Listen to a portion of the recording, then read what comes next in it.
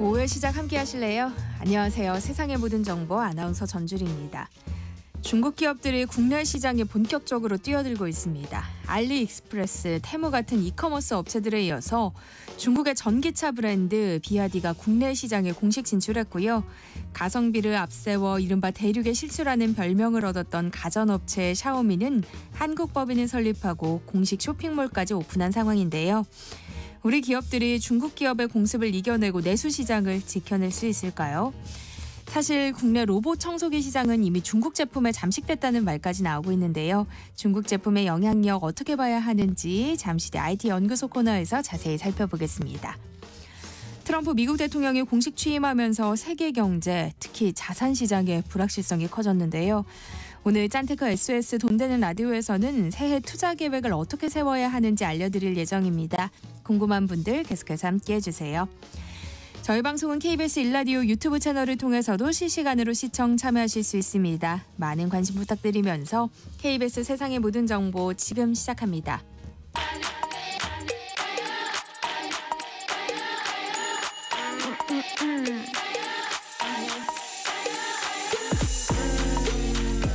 혹시 뉴스바 들으셨나요? 한낮에 전해진 소식들 꼼꼼히 정리해드리겠습니다. 오늘의 뉴스 조현정 시사평론가와 함께합니다. 어서 오세요. 네, 안녕하세요.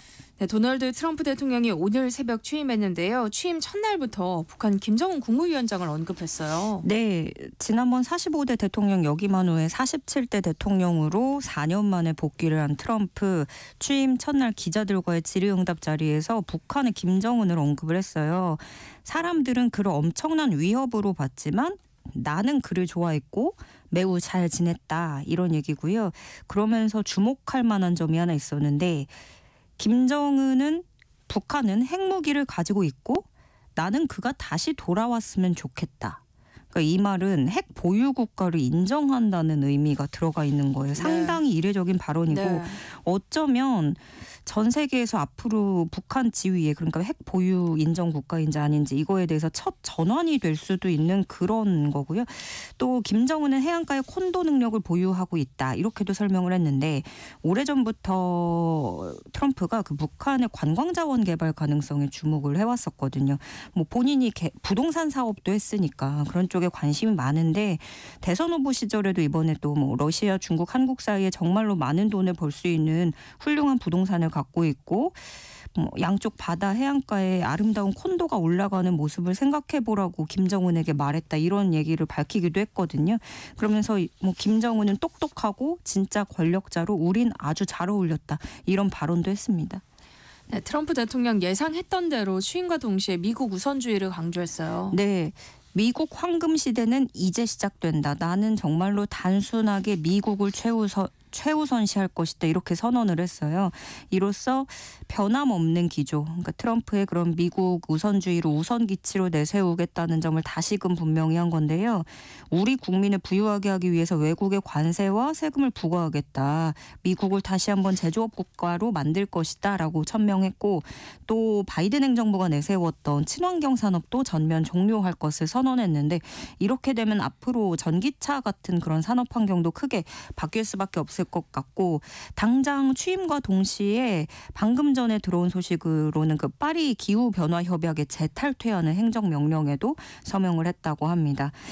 전반적으로 일기 때 경험이 있으니까 그걸 바탕으로 강력한 정책을 펼 걸로 전망이 되는데요. 트럼프 2기 행정부 행보 키워드로 좀 요약을 해보면 미국 우선주의, 안보 무임승차 불가, 힘에 의한 평화, 관세 제일주의 등으로 정리를 할 수 있겠습니다. 네, 조 바이든 전 대통령도 트럼프 대통령 취임식에 참석했죠. 이 전직 대통령이 신임 대통령의 취임을 축하하는 미국의 전통을 되살린 건데요. 트럼프 대통령은 바이든 전 대통령의 면전에서 비판의 메시지를 쏟아냈다고요. 네, 그러니까 미국 전통상 뭐 백악관 떠나는 전임 대통령이 후임 대통령 취임식에 참석해서 뭐 축하하고 이렇게 가는데 4년 전에 예외적으로 안 온 일이 있었어요. 트럼프가 그때 바이든에게 대통령직 넘길 때였는데 트럼프는 바이든 취임식에 참석하지 않았던 거죠. 근데 그런 그 과거를 끊어내면서 바이든으로서는 뭐 자신의 취임식에는 오지 않았던 상대방이지만 자신은 참석하면서 비교적 관대한 뒷모습으로 마무리를 짓는 모양새였는데요. 백악관에서부터 만나서 양측 부부끼리 나란히 기념 촬영도 하고 40여 분간이나 차 마시고 담소도 나누고 또 백악관에서 취임식 열리는 의사당까지도 갈 때도 같은 리무진 타고 갔어요. 근데 이제 트럼프 취임사 내내 바이든 면전에 대고 그 바이든 행정부의 모든 정책을 부정하는 내용을 쏟아낸 거예요. 노골적으로 전임 정부를 비판을 해서 바이든도 좀 표정 관리가 그러니까 다들 기립박수 칠 때 무심하게 좀 생각하는 모습, 뭐 턱에 손을 갠다든가 그러고 있었는데 트럼프로서는 그런 건 있었겠죠. 자신이 앞으로 그런 꾸릴 정책에 대해서 정당성을 내세우고 지지자들에게는 확답을 주는 일환이라고 할 수는 있겠지만 통상적으로 취임 일성이라고 하면 좀 화합을 어쨌든 간 내세우는 그런 것과는 거리가 있었고 그래서 저도 이제 뭐 현 시국을 살고 있는 한국인으로서도 봤을 때 이제 뭐 받아들이는 이 분위기에 비판의식이나 갈등을 우선으로 심어주는 이런 정치인들의 행보가 영향력이 큰 나라인 미국에서 나온다는 것은 좀 우려스러웠습니다. 네. 윤석열 대통령이 오늘 열리는 탄핵 심판 변론에 직접 출석할 것으로 알려졌는데요. 탄핵 심판에 넘겨진 대통령이 직접 심판정에 서는 것 헌정사상 처음 있는 일이에요. 네, 맞습니다. 노무현 전 대통령, 박근혜 전 대통령 모두 이 탄핵 소추됐을 때 한 차례도 출석한 적이 없었는데 그 헌재는 원래 3차 변론기를 열면은 뭐 CCTV 영상이라든가 이런 증거를 조사하려고 했는데 윤 대통령이 직접 온다고 하니까 뭐 진술을 그 자리에서 직접 들을 가능성이 커졌고요. 그러니까 윤 대통령 의지가 일단 강한 거예요.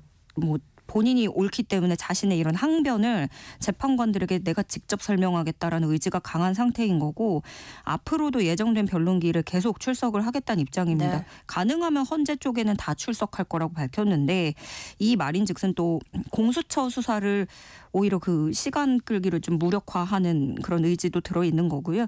한편 이동을 해야 되잖아요. 서부지법에서 폭동 사태가 일어난 상황이기 때문에 경찰은 상황을 예의주시하고 있고 출석 방법은 이미 뭐 논의를 오늘 막 마쳤다는 소식이 들어왔어요. 다만 이제 동선은 공개하지 않겠다라고 했고 외부에 노출되지 않게 출석할 수 있도록 아무래도 조율할 가능성이 있어 보입니다.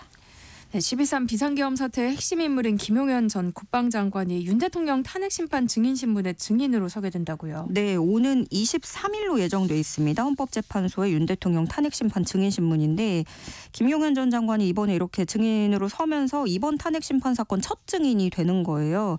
그러면 김 전 장관은 계엄 선포 전에 윤 대통령하고 어떤 내용을 논의했는지, 계엄 포고령 1호는 어떤 식으로 어떤 경위로 작성을 했는지, 비상입법기구가 도대체 어떤 의도인 건지 뭔지 이런 것들에 대해서 설명을 해야 되는데 이 과정에서 윤 대통령하고 김용현 전 장관의 진실 공방이 예상이 되는 거죠. 그 국무회의에서 최상목 당시 경제부총리에게 윤 대통령이 쪽지를 줬다고 했잖아요. 비상입법기구 관련한 내용이 있었다 이러는데 이거에 대해서도 윤 대통령은 이거 김용현 전 장관이 쓴 건지 내가 쓴 건지 기억이 안 난다 이렇게 진술을 했거든요. 그래서 김 전 장관 측은 조만간에 이 계엄 포고령하고 비상입법기구 관련해서 입장을 정리해서 발표할 예정이고요.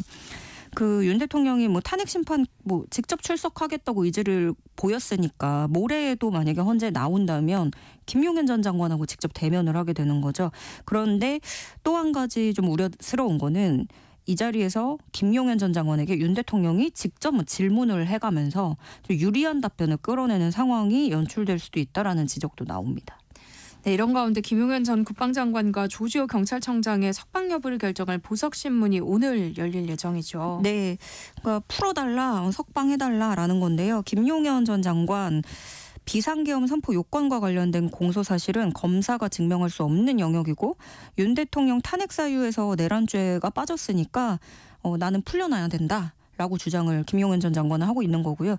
조지호 경찰청장 같은 경우에는 이번 사태에 있으면서 아프다는 게 알려졌죠. 혈액암 투병 중이라서 병원 치료 받을 수 있도록 보석 요청할 것으로 알려졌고 다만 검찰은 이렇게 핵심 피의자들이기 때문에 풀려나면 증거인멸 우려가 있고 사안의 중대성을 고려해서 구속 상태 유지가 필요하다고 보고 있습니다.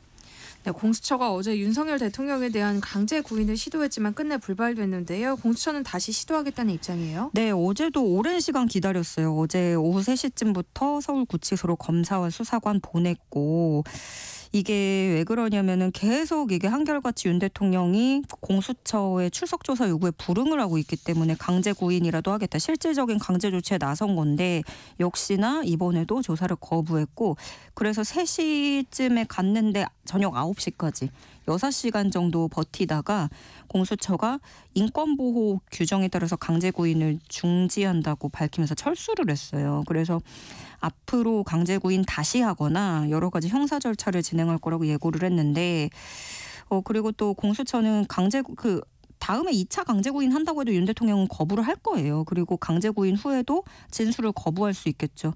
그러면 그럼에도 불구하고 공수처는 이게 기소할 때 법원에 관련 기록으로 일부로 넘길 수 있다 이렇게 보고 있는 거고요.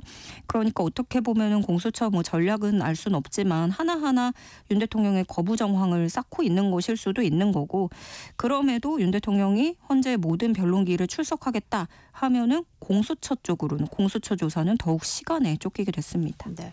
그런가 하면 대통령 안전가옥에 대한 경찰의 압수수색이 또다시 불발됐다고 하는데요. 이번에도 경호처가 가로막았다고 하죠. 네, 경호처는 군사상 보안구역이다. 같은 이유를 들면서 이번에도 막아섰습니다. 경찰청 국수본 특수단이 어제 오후 1시 35분쯤부터 안가에 도착해서 압수수색 시도했는데 경호처는 오후 5시 10분쯤에 집행불능 사유서를 특수단에 제출을 했어요. 그러니까 경찰이 여기 안가를 압수수색하려고 했던 거는 그 회동이 있었던 곳이니까 그 정황을 파악을 해야 되고 그래서 안가 CCTV 서버 압수수색도 시도를 했는데 모두가 실패했습니다. 이런 식으로 경찰이 경호처에 가로막혀서 압수수색 실패한 건 이번이 4번째고요. 윤 대통령 체포되고 또 경호처도 좀 와해되는 분위기가 있어서 상황이 달라질 거라는 관측도 있었지만 변함이 없었는데요. 아무래도 그 투톱이라고 불렸던 실세들이라고 불렸던 지휘부가 굉장히 완고해요. 그 김성훈 처장이나 이광우 경호본부장도 석방이 됐고 그 이후에 대통령 경호 업무에 복귀한 상태인데다가 지금 자기들도 경찰 조사에도 비협조적으로 일관을 하고 있거든요. 예를 들어서 경찰 조사 가는데 개인 휴대전화도 들고 가지 않았어요. 아예 빈손으로 간 거죠. 그러다 보니까 원래 경찰은 휴대전화 임의 제출을 받으려고 했는데 없으니까 안 갖고 왔다 하니까 계획이 틀어지고 당황한 거죠. 그리고 특히 김성훈 차장 같은 경우에는 주요 증거를 인멸하려고 한 정황이 속속 드러나고 있는데 그 대통령실 관계자 조사에서 어떤 진술이 나왔냐면 김성훈 차장이 비화폰 서버 관리자에게 연락을 해서 비화폰 통화 기록을 지우라고 지시했다라는 진술을 경찰이 확보를 했고요.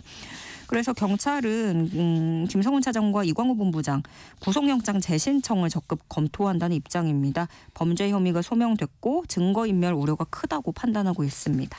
네, 경찰이 확보한 진술은 또 있는데요. 윤 대통령이 체포 전 대통령 경호처 간부에게 총기 사용 검토를 지시했다는 진술이 나왔다고요. 네, 이거는 경찰 특별수사단이 경호처 관계자에게 확보한 진술입니다. 2차 체포영장 집행 5일 전인데요. 이게 지난 10일입니다. 경호처 부장단하고 오찬을 가지고 있는데 이 자리에서 윤 대통령이 체포영장 집행 때 총을 쏠 수는 없느냐 이렇게 물었다는 거예요.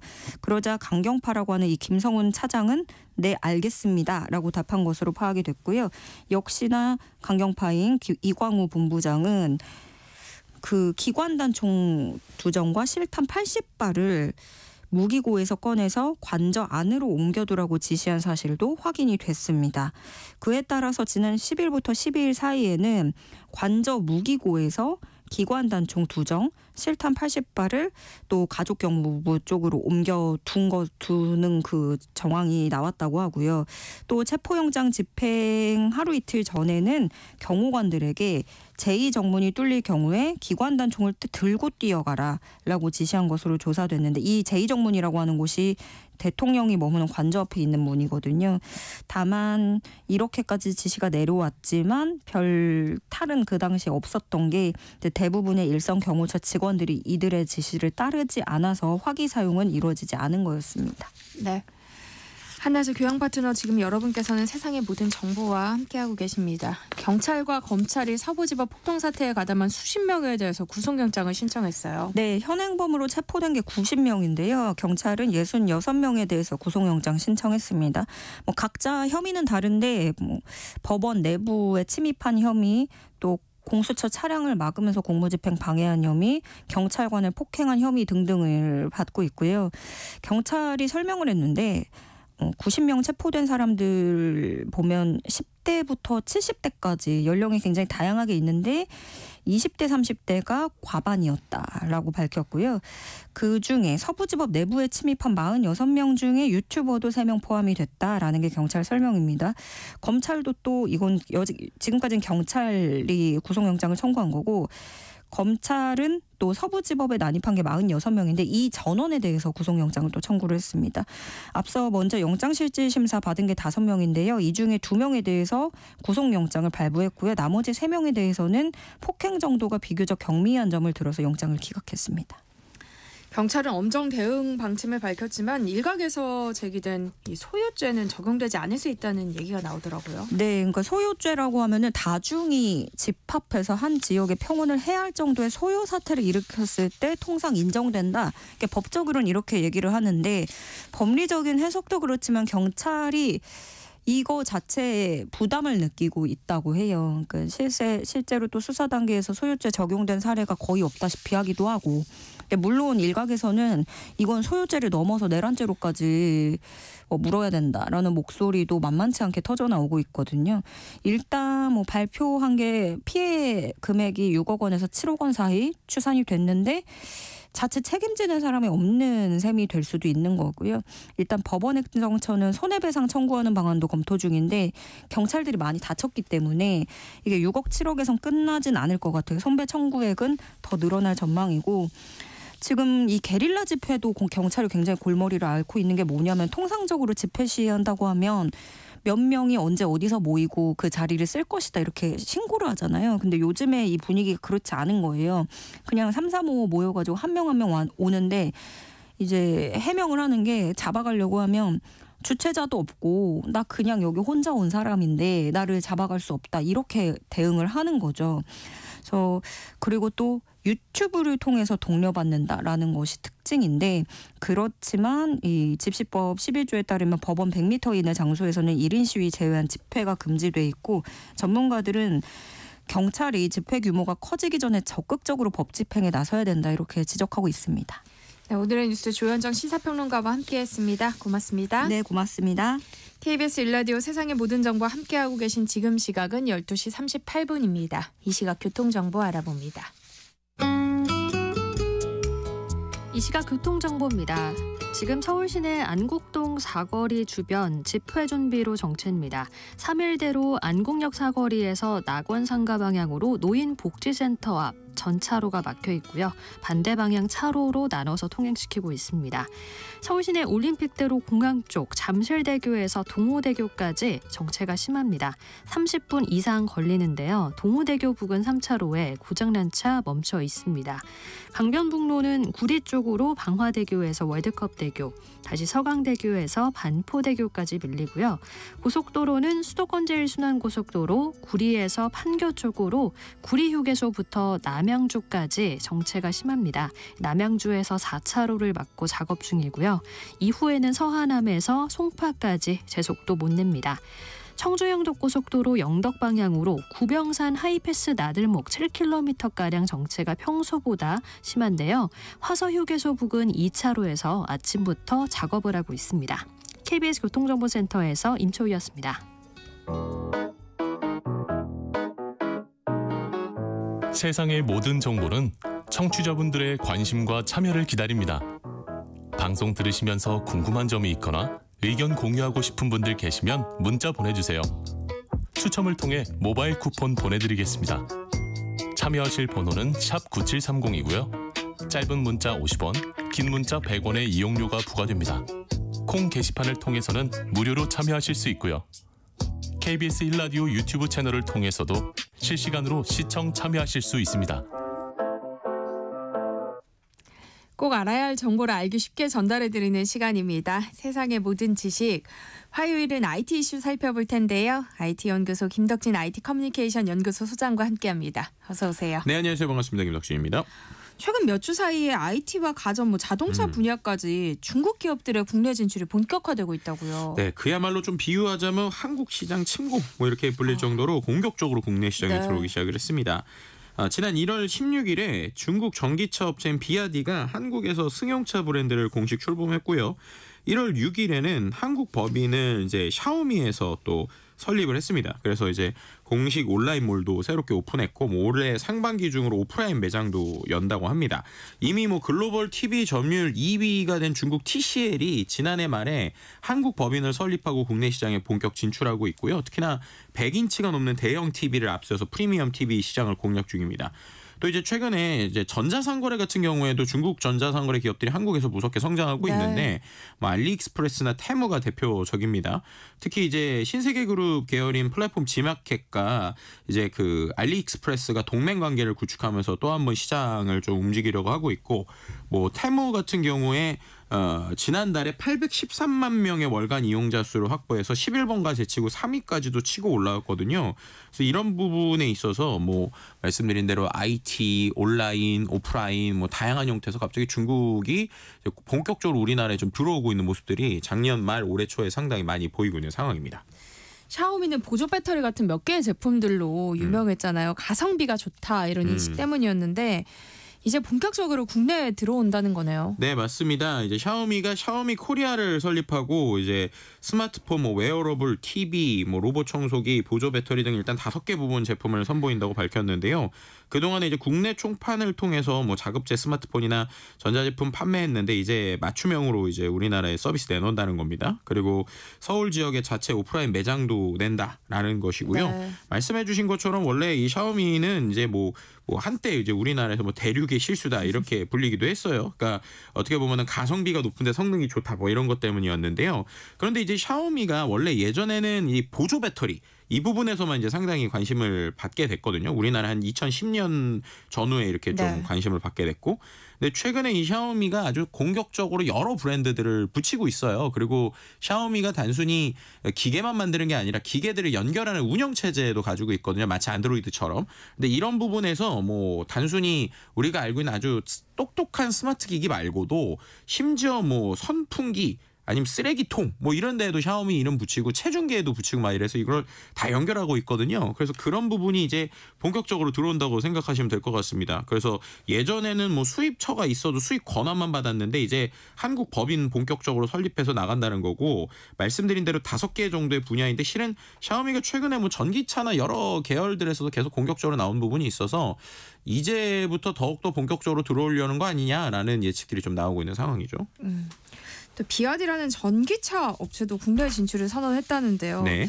이 회사는 왜 익숙하게 들리는 거죠? 이 회사가 이제 전기차 회사구나라고 이제 보고 지금 이제 승용차 이런 거 나오는구나라고 하지만 실은 우리 주변에 이미 로고가 많이 보여요. 그러니까 비아디라는 게 이제 중국식 발음이고 이제 원래 이제 미국의 브랜드는 BYD라고 써 있거든요. 네. 아마도 우리나라 버스들에서 많이 보셨을 겁니다. 맞아요. 우리나라 특히나 서울권에 있는 전기버스들 로고들 보면 이 비아디가 상당히 많아요. 실제로 이 회사도 좀 간단하게 설명을 드리면 이 회사는 원래 배터리 만들던 회사입니다. 우리가 말하는 이제 배터리를 기본적으로 만들던 회사가 이제 전기차를 해야겠다라고 생각을 해서 처음에 어떻게 했냐면요. 2002년부터 이제 이 전기차에 대한 연구를 상당히 많이 했는데 원래는 이제 다른 기업에서 우리가 말하는 이런 내연기관차라고 이제 하죠. 일반적인 전통적인 회사를 2002년에 인수를 했어요. 그리고 나서 전기 자동차의 제조업을 계속적으로 늘렸는데 실은 이미 전 세계의 전기차 작년에 176만 대를 판매해서 1위가 테슬라거든요. 그러니까 테슬라와의 격차를 3만 대까지 좁혔었습니다. 네. 그러니까 10년 전에는 거의 무명회사였는데 테슬라 턱밑까지 추격하게 됐고요. 지금까지 원래는 차량 대부분을 중국에서 판매하고 있다가 동남아나 남미 중심의 판매도 늘렸었습니다. 근데 이 회사 같은 경우는 솔직히 말씀드리면 중국 정부의 좀 어느 정도의 보조도 같이 있었다고 볼 수 있을 것 같아요. 네. 왜냐하면은 원래는 이제 중국이 한때 전기차가 또 엄청나게 회사들이 우후죽순으로 막 생겼었거든요. 근데 그럴 때 어쨌든 200개 이상의 전기 자동차 회사가 생길 때 중국 정부가 이제 정리를 해야 되다 보니까 보조금 조건을 기술력 있는 기업에 한정을 했고 이때 이제 비아디가 상당히 중심으로 이제 업계가 재편이 됐습니다. 그러다 보니까 중국에서는 우리가 쓰고 있는 이런 버스나 이런 데 큰 영역들은 이제 가성비 부분에서 이제 계속적으로 이 회사의 차들이 들어오고 있었고 이번에는 아예 이제 이들이 만들고 있는 상용차, 그러니까 우리가 말하는 일반적인 자가용이나 아니면 이제 SUV 이런 것들도 이제 우리나라에 본격적으로 들어오기 시작했다. 뭐 이렇게 말씀드릴 수 있을 것 같습니다. 비아디의 이번 전기차 출시에 관심이 쏠리는 이유는 아무래도 가격 때문일까요? 그렇죠. 이 가격이 좀 이 가격이 말이 돼? 약간 그런 생각이 드는 가격들이긴 해요. 네. 왜냐하면 뭐 중형 SUV나 아니면 일반적으로 우리가 알고 있는 준중형 차 사이즈인데 한 3천만 원 전후 정도로 전기차가 나오는 겁니다. 그리고 실제로 전기차 보조금을 받으면은 한 2천만 원대에도 구매 가능한 거 아니냐 이런 얘기가 나오고 있거든요. 이게 우리나라 그 경차급의 이제 전기차를 제외하고는 국내에서 판매되는 전기차 중에 이러면 가장 아마 저렴할 거예요. 네. 그리고 상당히 이번에 공격적으로 나오는 게 다른 해외 국가 금액에 비교해서도 우리나라 판매가를 가장 저렴하게 책정을 했다고 합니다. 그러니까 그만큼 이제 우리나라를 상당히 의식하고 있는 거라고 보시면 되겠죠.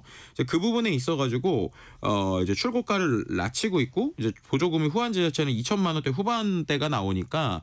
이거 전기차를 우리가 이제 이 가격에도 할 수 있는 거냐라는 얘기들도 나오고 있고 뭐 여러 가지 이제 이렇게 공격적으로 나오는 이유가 뭘까에 대한 여러 가지 이야기들 나오고 있는 상황이죠. 그러니까요. 그러니까 아름아름 보이던 중국 브랜드들이 이제 공식적으로 국내 시장에 진출하고 있는 거잖아요. 네.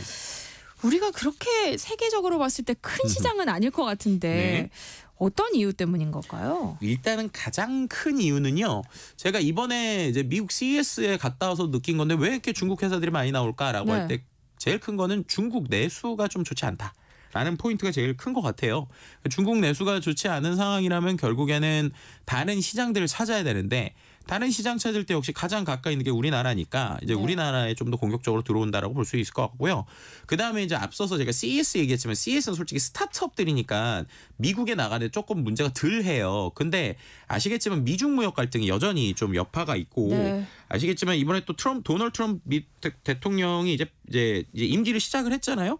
그럼 더해지겠죠. 그런 부분에서 그죠. 무역 전쟁이 더해질 거니까 그럼 이제 중국 기업들 입장에서는 미국에 의지하기도 어렵고 그리고 또 반대로 얘기하면 본인들의 내수도 좀 떨어지고 있고 그럼 당연히 새로운 시장을 찾아야 되는 상황이죠. 특히나 이제 그런 시장에 있어서 우리나라에 이제 어떻게 보면 한국 진출의 주요 근거가 됐다라고도 볼 수 있을 것 같습니다. 그리고 또 한 가지 이것도 조금 이제 안타까운 얘기인데 이제 분석의 이유들 중에 하나가 우리나라 경제 상황이 녹록치 않은 것도 중국 기업이 들어오는 발판이 되었다는 얘기가 나와요. 네.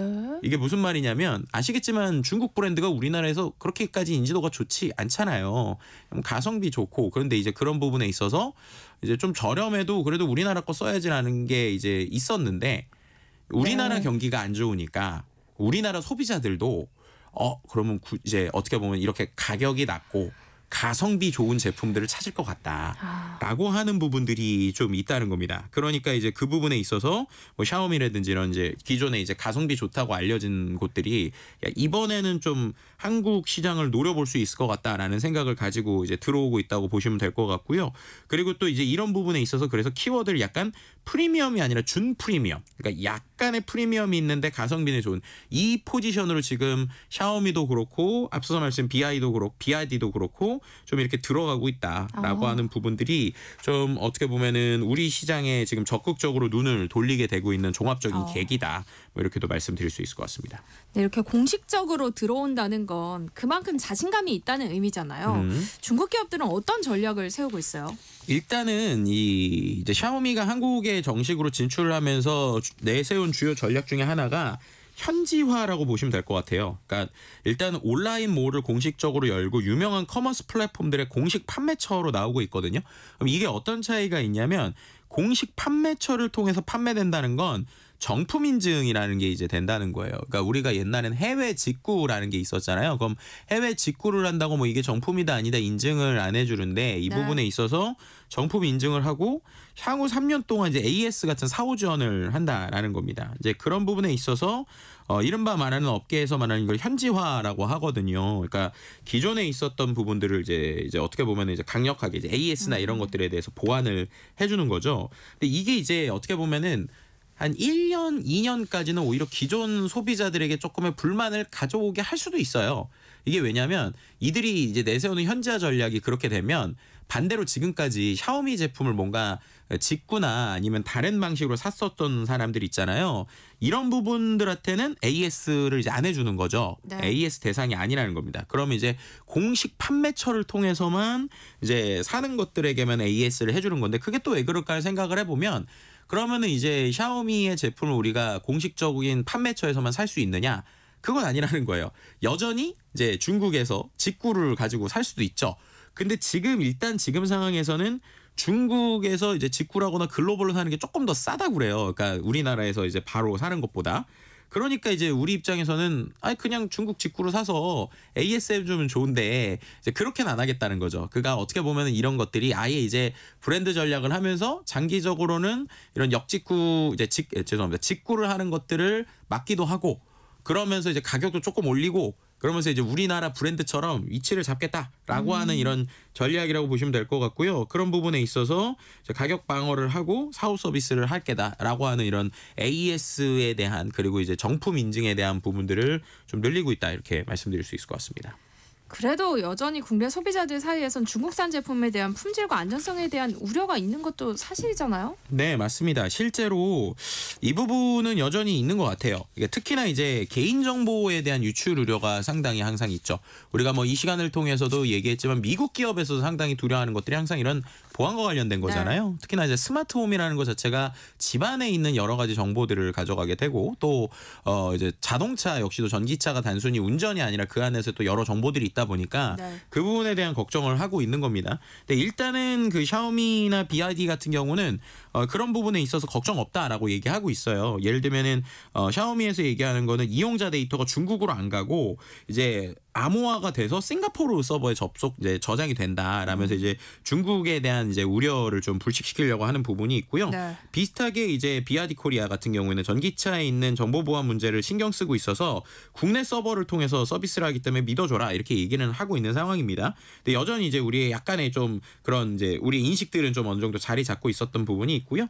그리고 이제 품질이나 여러 가지 특히나 이제 이것도 좀 이슈가 되는 게 있는데 자동차의 디자인과 관련돼서는 여전히 좀 논란이 있어요. 예를 들면은 뭐 해외 유명 거를 좀 가져온 거 아니냐라고 하는 이런 논란들이 여전히 있는데 이제 그런 거에 대해서는 뭐 특허 같은 경우는 중국에서는 좀 이제 보호가 됐었거든요. 그래서 그런 부분들이 어떻게 보면은 장기적으로는 고급 브랜드로 가려고 할 때에 좀 풀어야 될 숙제들이라고도 볼 수 있는 것이죠.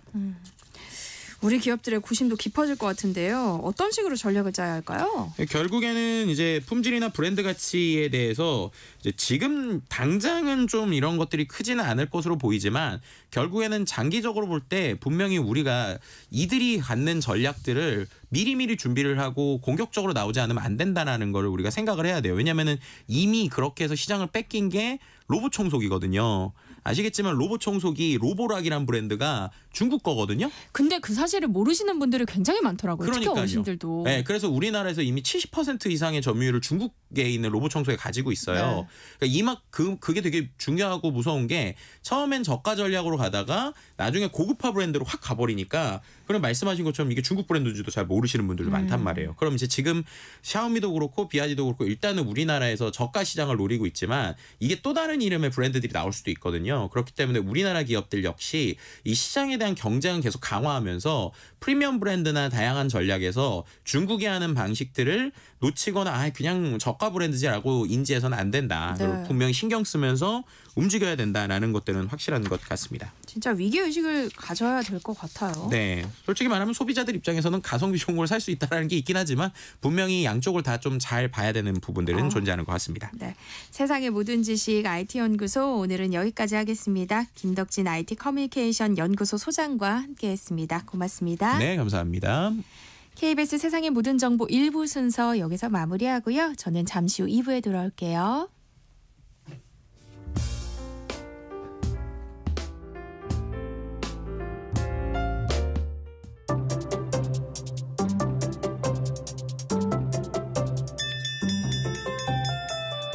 그 시절 12시 점심시간 종이 울리면 과연 오늘의 급식은 뭘까 궁금해하며 달려나갔습니다.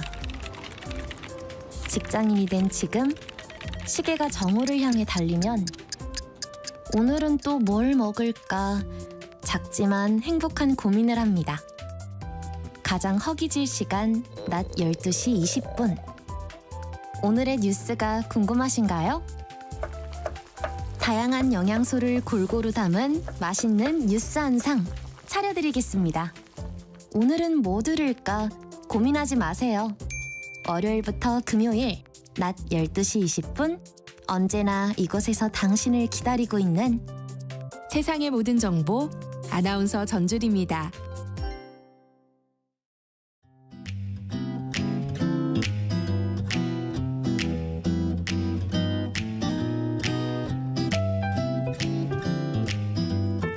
안녕하세요. 바른말 고운말입니다.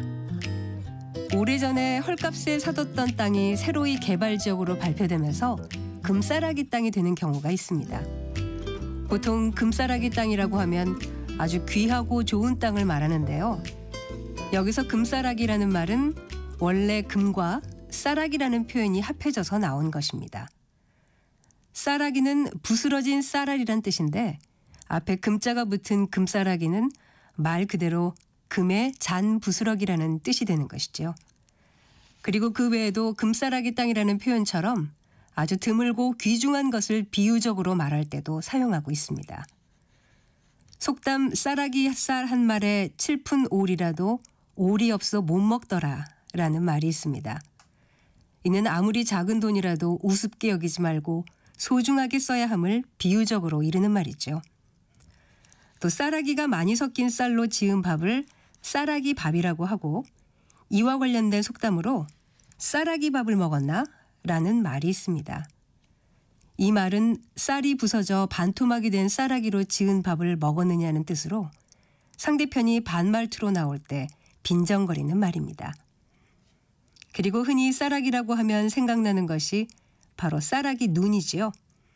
쌀아기 눈은 여러분도 잘 아시는 것처럼 빗방울이 갑자기 찬바람을 만났을 때 얼어서 떨어지는 쌀알 같은 눈을 말하는 것입니다. 지금까지 바른말 고운말의 아나운서 국혜정이었습니다.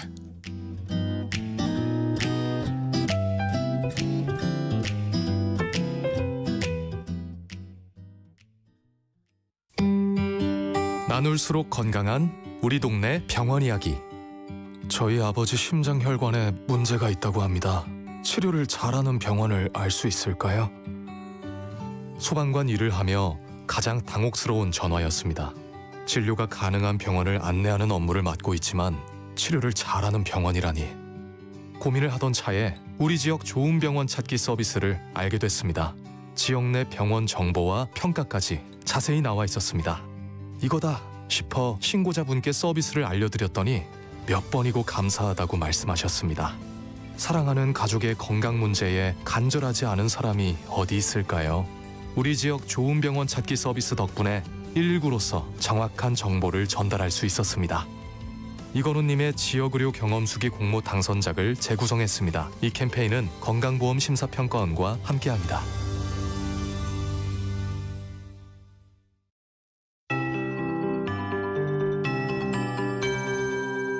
KBS 58분 날씨. 오늘 안개와 미세먼지 때문에 종일 하늘이 뿌연 곳이 많겠습니다. 현재 서울, 경기와 충청도, 전북과 대구에 초미세먼지 주의보가 발효 중이고요. 먼지 농도가 수도권과 충청, 전북은 매우 나쁨, 그 밖의 지역은 나쁨 단계를 보이고 있습니다. 대기가 정체되면서 먼지가 날아가지 못하고 그대로 쌓여있는 상태여서 오늘 전국의 미세먼지와 초미세먼지 농도 모두 나쁨에서 매우 나쁨 단계에 머물겠고요. 내일도 공기가 탁할 것으로 예상돼 주의를 하셔야겠습니다. 아침에 짙게 꼈던 안개는 점차 옅어지고 있지만 먼지와 뒤엉키면서 지금 뿌연 먼지 안개로 남아있는 곳이 많고요. 경기 북부는 아직 가시거리가 200m 미만으로 짧은 곳이 많습니다. 기온은 오늘도 평년보다 높아서 예년 이맘때보다 온화합니다. 오늘 낮 최고 기온은 서울 8도, 강릉과 대전, 광주 9도, 대구와 부산, 제주 11도 등으로 어제와 비슷하겠고요. 평년 기온보다는 1도에서 6도 정도 높겠습니다. 이번 주는 내내 평년 기온을 웃돌겠고 설 연휴인 다음 주부터 다시 추워질 전망입니다. 한편 강원 영동과 경상도 해안에는 건조주의보가 발효 중이어서 불조심하셔야겠습니다. 현재 서울의 기온은 5.5도입니다. 송소진입니다.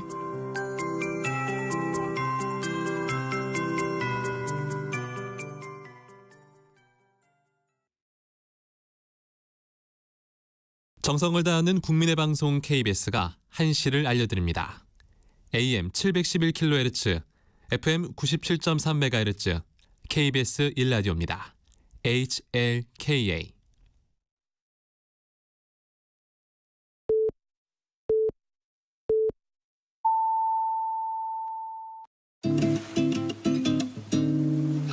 나른한 오후를 책임질 영양 만점 지식 비타민. 세상의 모든 정보.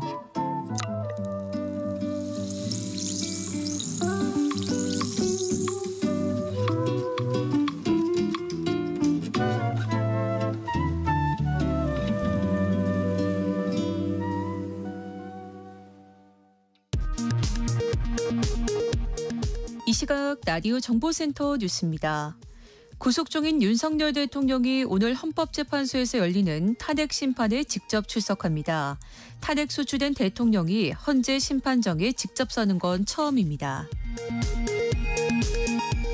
서울 서부지법 폭동 사태와 관련해 법원에 난입하거나 경찰관을 폭행하는 등 난동을 일으킨 63명이 구속기로에 섰습니다. 서울 서부지방검찰청은 지난 18일과 19일 사이 서부지법에 침입하거나 공수처 차량을 저지해 공무집행방해 혐의 등을 받는 63명에 대해 구속영장을 신청했다고 오늘 밝혔습니다. 최상목 대통령 권한대행이 TV 수신료를 기존처럼 전기요금과 통합 징수하는 방송법 개정안에 대해 거부권을 행사했습니다. 또 AI 교과서를 교육자료로 격화하는 초중등 교육법 개정안과 수사기관의 증거 왜곡과 직권 남용에 대해선 공소시효를 없애는 특례법도 제의 요구했습니다. 취임 첫날 행정명령에 잇따라 서명하고 있는 도널드 트럼프 미국 대통령이 미국이 세계보건기구에서 탈퇴하도록 하는 행정명령에 서명했습니다. 또 무역협상을 담당하는 미국 무역대표부에 기존 무역협상을 재검토하라고 지시했습니다. 한미 FTA도 검토 대상에 포함될 것으로 보입니다.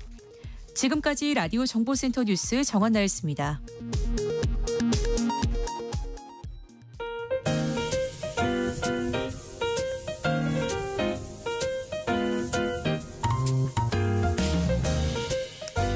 정신없이 바쁜 하루, 지금 우리 주변에서 벌어지고 있는 사건 사고 소식들 한숨 돌리며 살펴보시죠. 하프타임 뉴스 임선우 뉴스캐스터와 함께합니다. 어서 오세요. 안녕하세요. 오늘 공기가 매우 탁해요. 미세먼지 상황부터 살펴볼까요? 네, 올겨울 들어서 가장 짙은 미세먼지가 전국을 뒤덮었습니다. 제주를 제외한 전국적으로는 공기질이 나쁨 단계를 나타내고 있는데요. 오늘 아침을 기준으로 서울과 경기, 충북 지역은 초미세먼지 농도가 매우 나쁨 단계, 연평균 먼지 농도의 3-4배에 달하고요.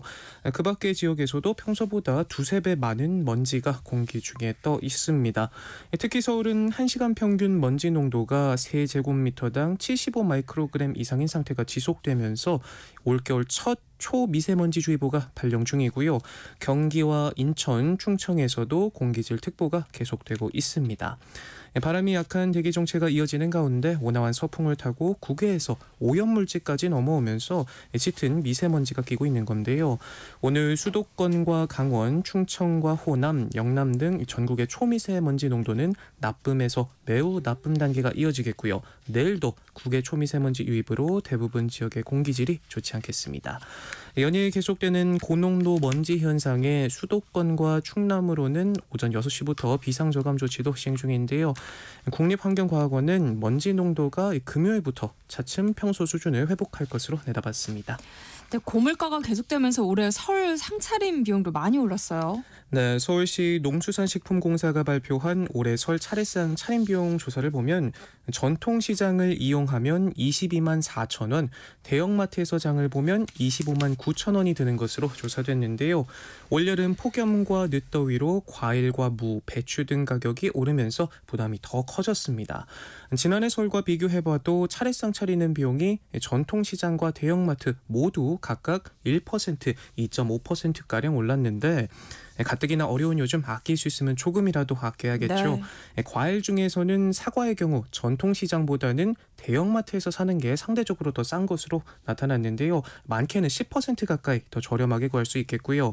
반면 배는 전통시장에서 사는 게 더 저렴한 것으로 조사됐습니다. 이외에도 곶감이나 대추, 밤, 시금치, 돼지고기 등은 전통시장이 무나 쌀, 청주, 식혜 등은 대형마트가 더 싸다고 하니까요. 장 보실 때 참고하시면 좋겠습니다. 네. 맞벌이 부부가 겪는 육아 공백을 해소하고 저출산을 타개하고자 아이돌봄 서비스가 시행 중인데요. 돌보미로 취업한 사람들이 열악한 처우를 견디지 못하고 일터를 떠나고 있다고요. 네, 수치부터 보면 최근 4년간 매해 취업자 수의 약 70% 규모의 돌보미들이 퇴직한 것으로 나타났습니다. 지난해의 경우 3,400여 명의 취업자 가운데 2,400여 명이 퇴직했는데요. 낮은 임금에 생활비도 충당하지 못한다며 그만두는 일이 잦습니다.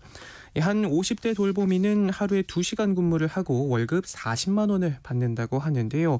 하루에 2만 원밖에 벌지 못하는 셈인데 분식집에서 아르바이트까지 하면서 생활비를 충당하고 있다 토로했습니다.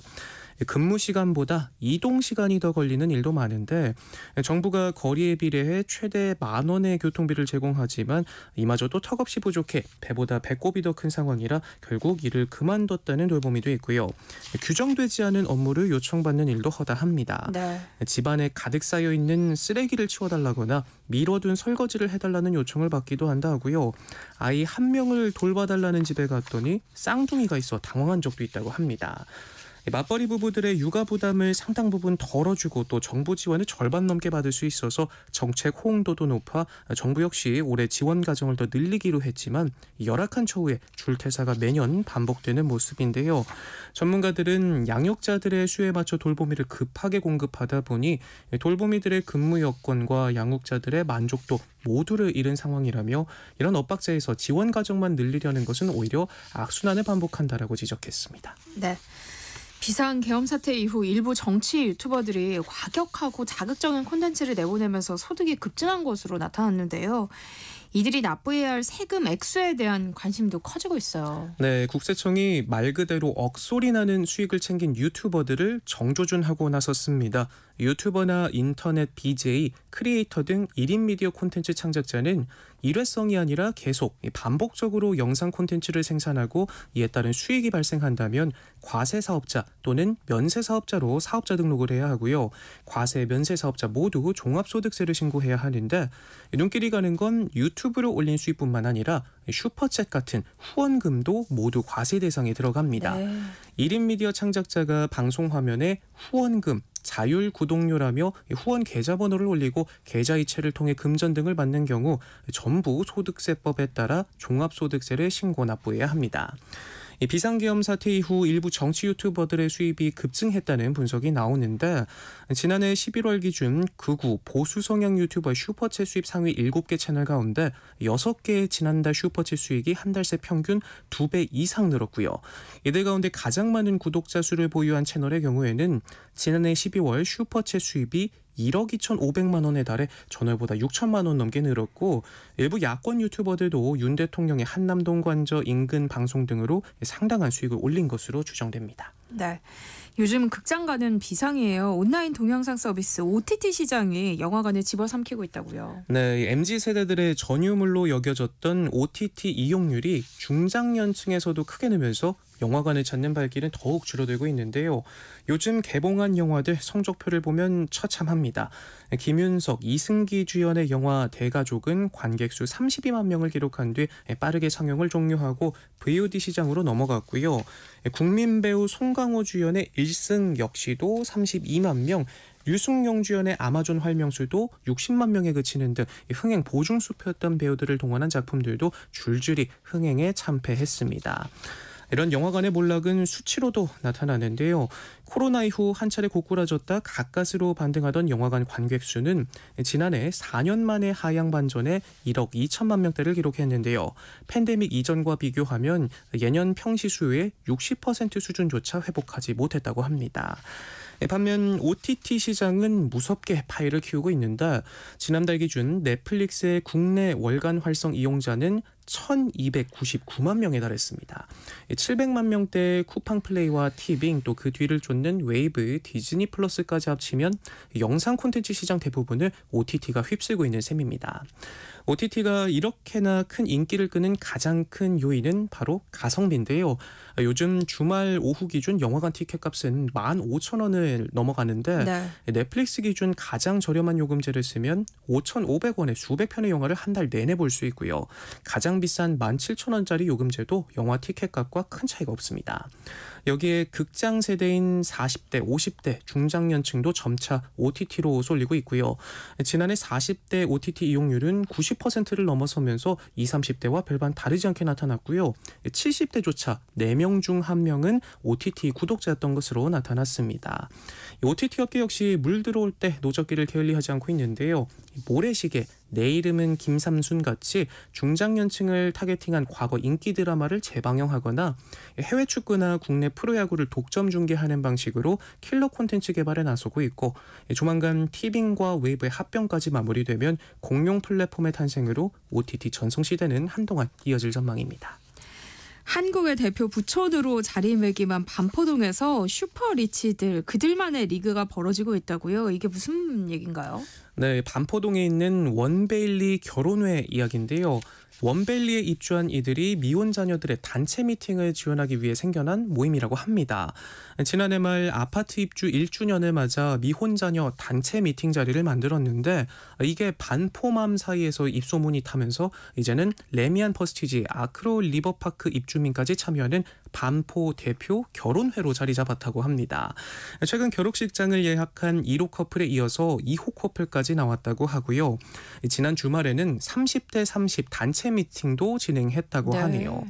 회원들조차 가벼운 소모임으로 시작한 원결의 급성장에 놀라워하는 눈치인데 이 아파트 입주민들끼리 자녀 결혼에 대한 고민을 공유하다 원결회가 만들어졌는데 어느덧 회원만 300명에 달한다며 자녀 미팅 주선 외에도 신혼집 마련 세미나 투자교육 세미나 등을 함께 들으면서 고급 정보를 공유한다고 하네요. 이런 현상을 어떻게 봐야 할까요? 네, 전문가들은 과거 부촌이라고 하면 옆집은 교수님 댁, 뒷집은 회장님 댁 같은 식으로 아름아름 알게 되는 자연스러운 커뮤니티였다면 이제는 실질적 커뮤니티로 변모하고 있다 짚었는데요. 이 높은 경제적 수준을 기반으로 모인 공동체다 보니 공유하는 정서와 문화가 비슷한 데다 SNS가 발달하면서 입주민 커뮤니티까지 활성화돼 서로 쉽게 연결되고 신뢰하는 문화가 만들어졌다는 겁니다. 특히 원결에는 주거 공간이 주 목적이었던 아파트가 투자 수단을 넘어 이제는 사회적 신분으로 보증수표화되어가는 단적인 예로 과거 배우자와 만남에 있어 학벌, 연봉 등이 중요했다면 이제 아파트 입주민 카드 하나로 끝나는 세상이 됐다는 겁니다. 네. 밖에서 보는 시선이 냉랭할 수 있지만 이웃 간 교류하는 일종의 커뮤니티란 측면에서 마냥 부정적으로 보기 힘들다는 평가도 보이고요. 다만 문제는 아파트 이너서클 문화의 편승이 이를 부추기는 분위기가 확산되고 있다는 겁니다. 인기 소개팅 앱인 골드스푼에서는 남성의 경우 강남이나 서초 소재 아파트에 살거나 20억 원 이상 아파트에 살고 있다는 사실을 입증해야 일명 금수저 요건을 갖춘 사람들만 가입이 가능하다고 하고요. 하이엔드 주택 분양업체들은 분양 단계에서부터 입주민 거르기에 나서기까지 한다고 합니다. VVIP급 고소득자가 한 곳에 모여 있다 보니까 생활 편의 인프라도 집중되고 있는데 같은 동네에서도 신축 고급 아파트와 구축 아파트 간 빈부 격차나 생활 인프라 격차가 커지는 현상이 심화되고 입주민과 비입주민 사이에 선을 긋고 이런 끼리끼리 문화를 형성하면서 부동산을 통해 조성된 사회적 양극화가 소통의 단절을 야기하는 것 아니냐는 우려도 나오고 있습니다. 네.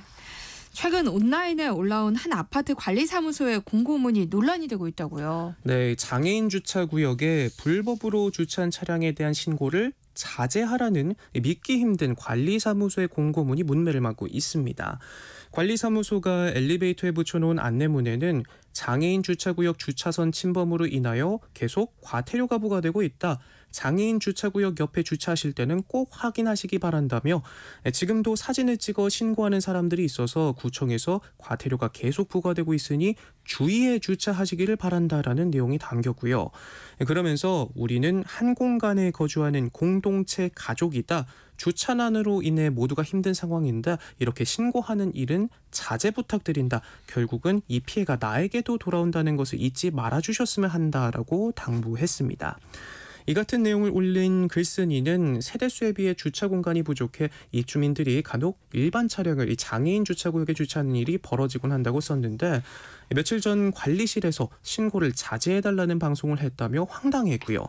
귀찮아도 신고를 적극적으로 해야겠다며 민원을 넣는 사람이나 방송하는 관리사무소나 다 똑같은 것 같다 쓴소리를 아끼지 않았습니다. 네, 임선우 뉴스캐스터와 함께했습니다. 고맙습니다. 고맙습니다.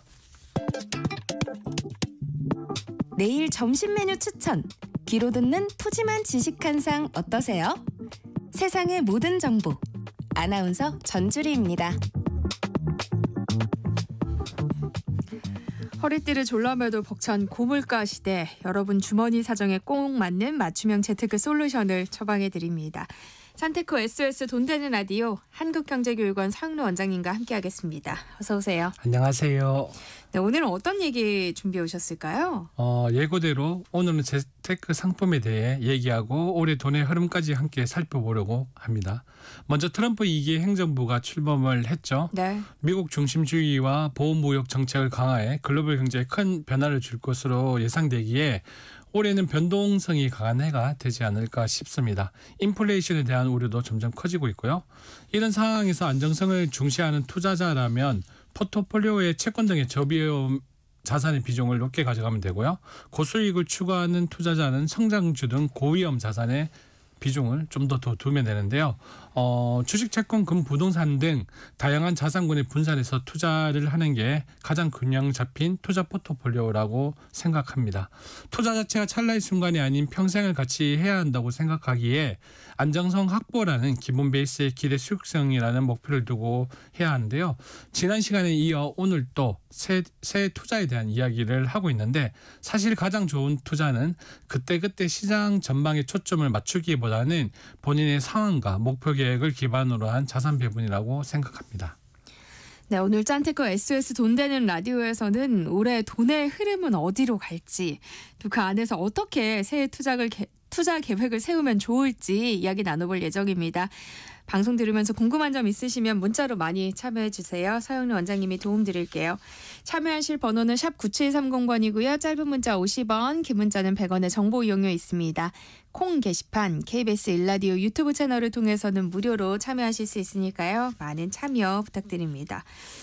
앞서서 잠깐 얘기해 주셨지만 올해는 해외든 우리나라든 시장 자체가 좀 변동성이 클 것 같아요. 네, 맞습니다.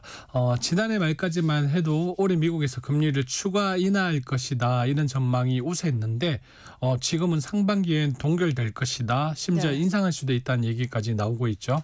그리고 트럼프 2기 행정부가 출범하면서 정책 불확실성으로 미국 뉴욕 증시가 요동을 치기도 했는데요. 지난해까지는 뉴욕 증시가 엄청난 상승세를 보여서 국내 투자자들도 많이 투자를 하고 있다, 사학 기미가 늘었다 이런 뉴스도 많았죠. 네. 하지만 지금은 트럼프 행정부의 구체적인 정책을 보면서 대처를 하는 게 어떨까 싶습니다. 길게 보면 새 정부의 감세 정책에 따른 경기 개선 기대감 등으로 미국 증시도 완만한 우상향을 보일 거라고 생각은 드는데요. 그리고 개인적인 생각입니다만 지난해 랠리를 보였던 금은 안전자산에 속하는데요. 미 연준의 통화정책이 다시 긴축 재정으로 돌아가지 않는다면 금 강세장 사이클은 조금 더 가지 않을까 싶습니다. 지금도 비싼데요. 비싸요. 하지만 트럼프 2기 행정부의 관세 폭탄, 세금 감면 등이 인플레이션과 달러 상승을 불러올 것이라는 우려도 큰데요. 이로 인해서 미달러 채권을 제외한 채권 시장은 비중을 조금 줄이는 게 좋지 않을까 생각됩니다. 네. 개인적으로 채권 투자를 생각한다면 금리 변동에 따라 수익을 추구하는 채권형 펀드 상품을 활용하는 것을 추천드리는데요.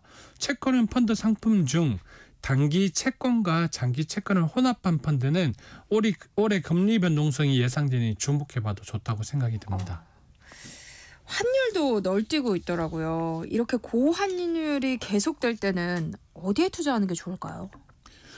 우리나라 상황이 참 복잡하죠. 네. 여러 정치적 불확실성도 있고요. 그래서 다른 나라 관점에서 봤을 때 우리나라는 위험성이나 유동성이 강한 시장으로 보일 겁니다. 그래서 원화 가치가 떨어지고 강달러 영향으로 환율이 고공행진을 이어가고 있는 건데요. 아나운서님 말씀대로 이러한 흐름이 당분간은 계속될 것이라는 전망이 네. 많습니다. 이런 시기엔 달러 자산인 달러 예금, 달러 ETF, 미국 채권 등의 자산에 투자를 하면 되는데요.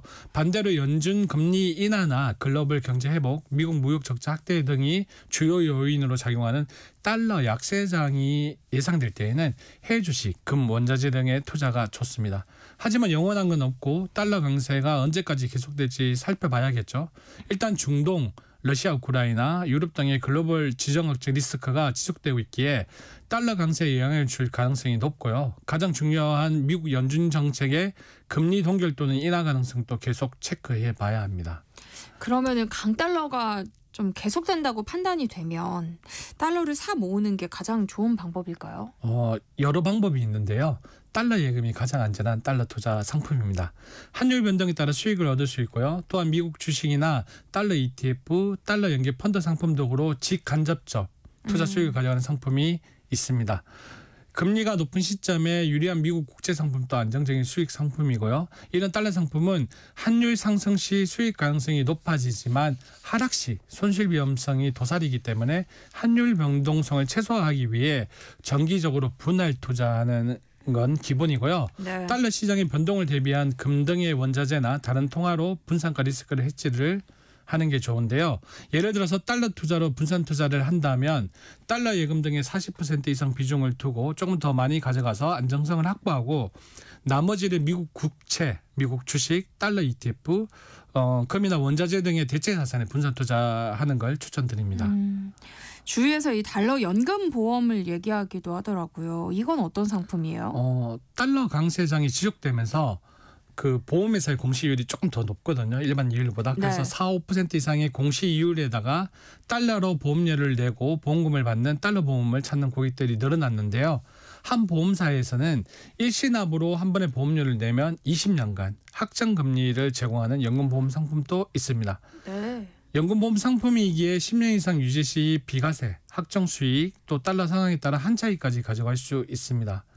물론 가입 시점 대비 환율이 내려가면 받는 보험금과 해지한금이 줄어드는 단점도 명심하셔야 되고요. 네. 그래서 개인적인 생각으로는 보험의 순수 기능인 연금을 보고 가입하는 거는 괜찮다고 보고요. 장기 상품으로 비과세 혜택을 보고 가입하는 것도 괜찮다고 봅니다. 하지만 한 차익만을 보기 위해서 가입하는 건 좋은 판단이 아니라고 생각합니다. 앞서서 금값도 강세장을 좀 이어갈 거라고 전망하셨잖아요. 근데 사실 지난해 금값이 올라도 너무 많이 올랐거든요. 근데 지금 투자해도 괜찮은 거예요? 되게 난처하네요. 금이라는 상품 자체가 네. 대표적인 안전자산에다가 대체 자산이기도 하죠. 이런 금이라는 상품 특성상 위험 사항이 발생했을 때 많이 각광받는데요. 국내에서도 탄핵 전국 속에 불안감이 느낀 자산가들이 지속적인 금 투자를 하고 있습니다. 지금도. 개인적으로는 금 투자에 조금 신중한 접근이 필요하다 생각이 듭니다. 네. 첫 번째는 방금 아나운서님께서 말씀하신 것처럼 최근 금값이 너무 가파르게 상승했다는 거고요. 네. 그리고 트럼프 정권 출범 이후 달러 강세장이 이어질 경우에는 금값 상승이 제한될 거라고 생각이 네. 됩니다. 또 비트코인 등으로 투자 수요 이동도 언제든지 가능하다고 판단되었습니다.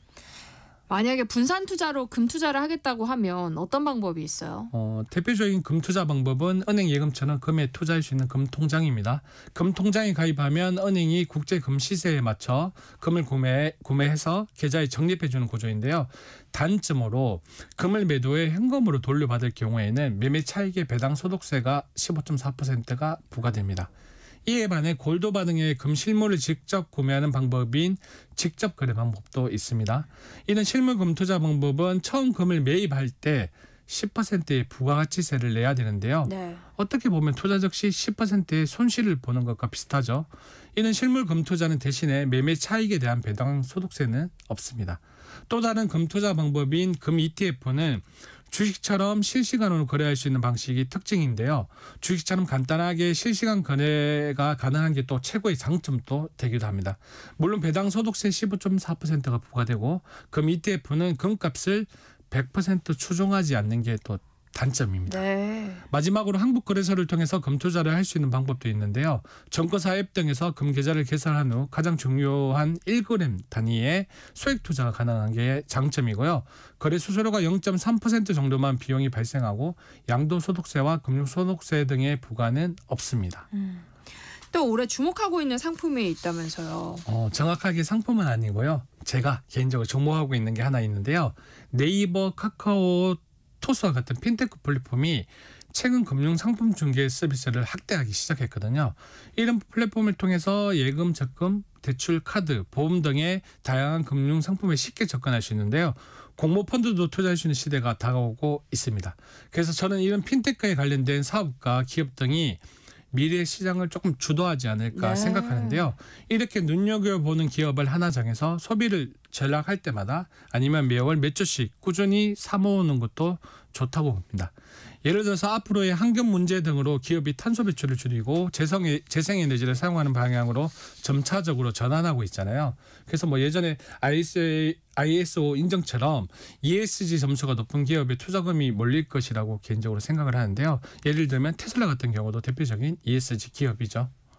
그러니까 핀테크 기업의 발달로 금융 거래 방식이 많이 변하긴 했는데 여기서 또 더 새로운 게 있을까 싶기도 전 하거든요.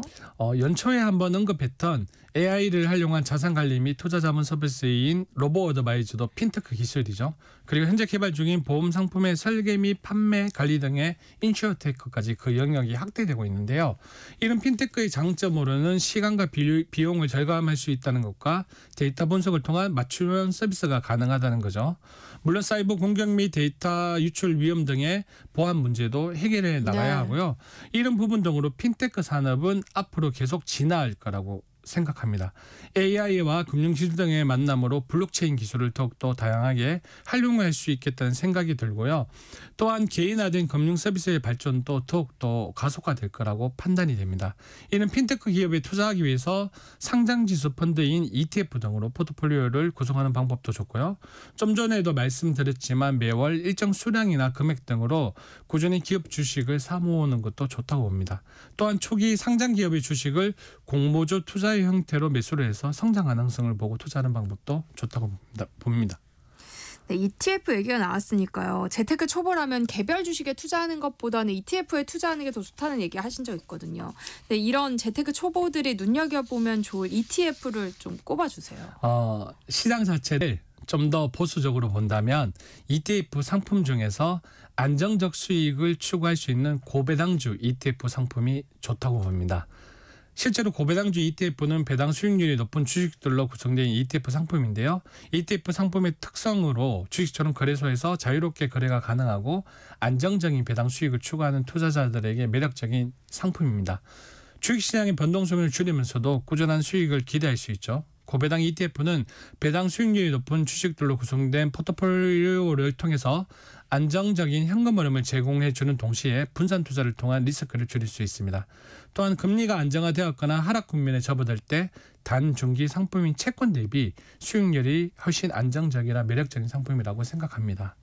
그럼 배당주 직접 투자와 비교해보면 어때요? 배당주 ETF나 적립식 펀드 등과 잘 비교되는 게 배당주 직접 투자인데요. 배당주 직접 투자의 장점으로는 일단 운용 수수료가 없죠. 그리고 또한 여러 종목이 아닌 특정 한두 종목으로 배당 수익을 극대화할 수 있는 장점도 있습니다.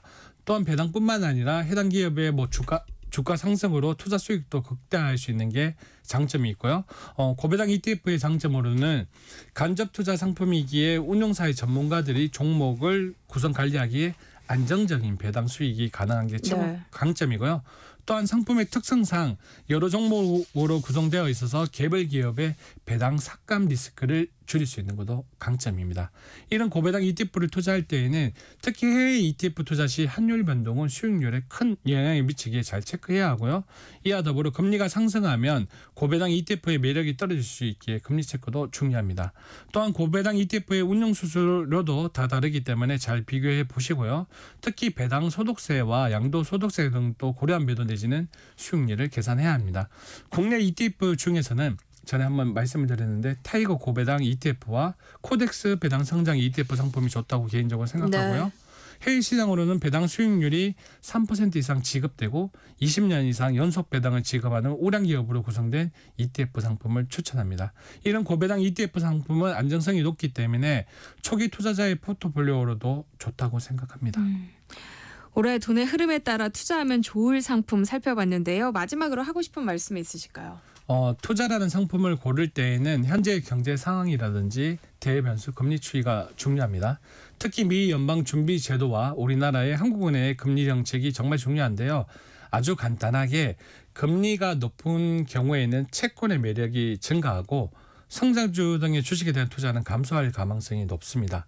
반대로 금리가 낮을 경우에는 주식 및 부동산 등의 위험 자산의 선호도가 높아집니다.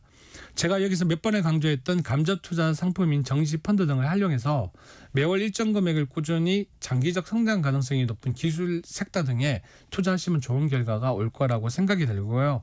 개인적인 생각으로 테마는 인공지능 AI와 반도체 관련 기업, 메타버스, 핀테크, 헬스케어, ESG 관련 기업인 친환경 에너지, 재생가능 자원 등의 기업 등과 트럼프 집권 초기에는 조금 힘들 수는 있지만 향후 전망을 봤을 때는 전기차 관련 기업들도 괜찮다고 봅니다. 네. 가장 중요한 건 자신의 단중 장기 목표와 투자 성향을 고려한 포트폴리오를 구성해야 하는데 자신의 성향에 맞게 분산 투자를 잘하시길 바랍니다. 네. 새해 투자하기 좋을 상품 살펴보고 있는데요. 관련해서 궁금한 점 있으신 분들 문자 보내주시면 서영로 원장님과 함께 상담해 드리겠습니다. 노래 한 곡 듣고 올게요. 마이클 잭슨의 Man in the Mirror. 네, 노래 나가는 동안 보내주신 문자 살펴보겠습니다. 5944님, 국내 주식보다 미국 채권과 주식에 투자라는 조언을 많이 받았는데요. 노후자금 운용에 좋은 투자 방향은 어떨까요? 하셨어요. 미국에 투자하는 상품 ETF 같은 경우에도 미국 투자를 하는 상품에는 세금이 따릅니다. 양도소득세도 붙고 금융소득세도 붙기 때문에 이런 세금을 고려한 설계가 필요하다고 생각이 되거든요. 특히 노후자금 같은 경우에는 더더욱 세금이 중요하기 때문에 세금을 고려해보고 투자하는 게 맞다고 생각이 듭니다.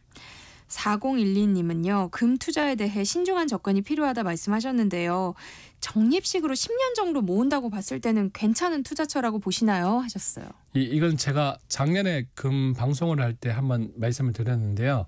제가 금을 모았던 걸 그때 다 팔았거든요. 네. 48만 원대인가? 그때 팔았는데 제가 한 14년 정도 정식 투자를 해보니까 결국에는 매입 단가를 계산해 보니까 거의 3.8배 정도 올라서 팔았어요. 실제로 경험을 해봐서 정식 투자에 대해서는 정말로 찬성하는 사람인데 왜 그러냐면 코스트 에버리지 이펙트라고 해가지고 매입 단가가 낮을 때는 싸게 살 수 있죠.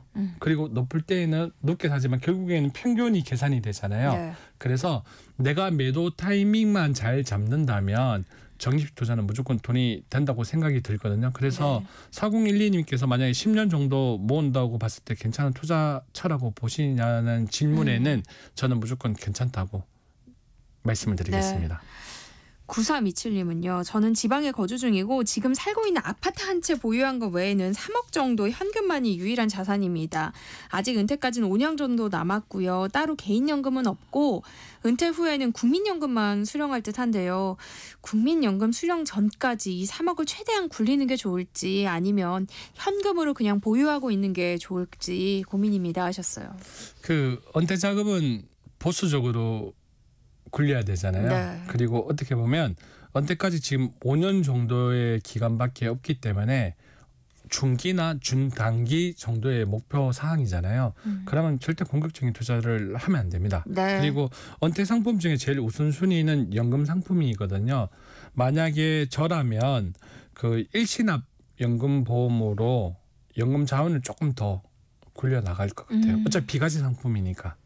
공격적인 건 그래도 좀 조심하셔야 되네요. 조심하시는 게 네. 낫고 네. 만약에 공격적인 부분을 조금 경험이 있다든지 네. 고른다면 오늘 말씀드렸던 그 배당주 직접 투자나 배당주 뭐 ETF 상품 등으로 조금 자산을 굴리는 것도 괜찮다고 생각이 됩니다. 네.